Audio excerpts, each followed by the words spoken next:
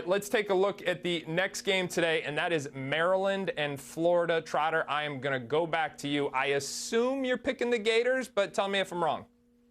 Yeah, this is a tough one for me. I've gone back and forth on it. I lean Florida, but I don't feel necessarily super great about it. Now, I do think the big difference for me that I keep looking at is UConn's layered offense is really hard to guard. They use the most off-screening actions in college basketball. Maryland is more about like the Jimmies and Joes, I think, than the X's and O's. Like they're more just like winning one-on-one matchups. And I think we won't see this Florida defense necessarily have as many busts as they did against UConn tonight against Maryland. I think they match up pretty well with them across the board. They're going to have a double big lineup on the floor at all times. Alex Condon is a terrific defensive prospect. I expect him to take Derek Queen. Ruben Chinyelo, who I think could play in the NBA one day as well. I think he'll take Juju Reese. That's kind of a wash right there defensively, especially when you factor in, what they can bring in off the bench. Florida, with Thomas Houck and Micah Handlockton, like they got two of everything in that front court. I lean the Gators just because I think I trust this offense a little bit more. I like these guards. Maryland's defense this year has forced a lot of off the dribble jumpers. That's kind of exactly Walter Clayton's game. 49% on pull-up twos, 39% on pull-up threes. He is the best off-the-dribble shooter in college basketball this year. I think he's due for a really big night against a Maryland defense that at times has struggled to stop that top guy on the scouting report. Like Meek Clifford had like 21 and 7 against them. Tyron Grant Foster had 23. You go back down through the list. That top guy in the scouting report is giving Maryland some issues. If Walter Clayton's rolling tonight, that's a real problem for Maryland.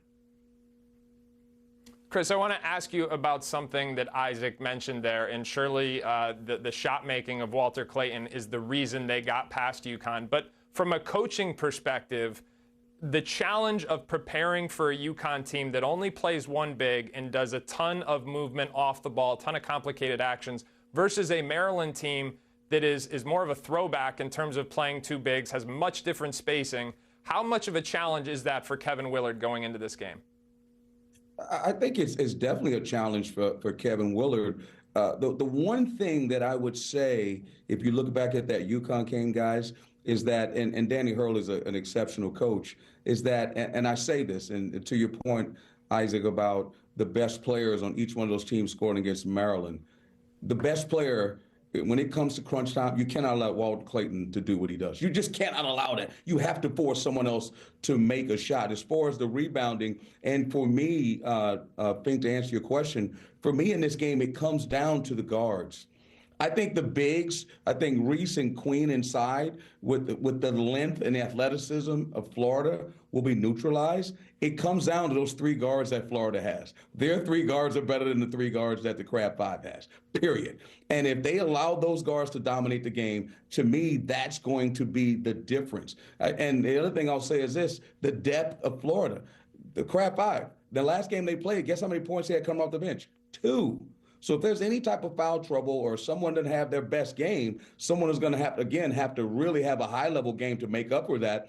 And Isaac didn't mention this, and again, I hate to say stuff like this, but Maryland has a 6th rated adjusted defense in the country. I don't know what that means, right? Because you're playing against the #1 team, and they haven't given up 85 all year, and they're playing against a team that's given up 85. I don't know, safe math here. They're playing against an elite team. They have to guard Will Richard, Elijah Martin, and Walter Clayton Jr. If they cannot neutralize those guys, this is the key to winning in March. Right? I know Queen and Juju Reese, they have to guard those guys if they're going to have a chance to win this game, period. Guys, final point on this game. I think this is a battle for tempo. If this game is in the 80s, I think Florida wins. If it's in the 70s, I think Maryland wins. We'll see if I'm right.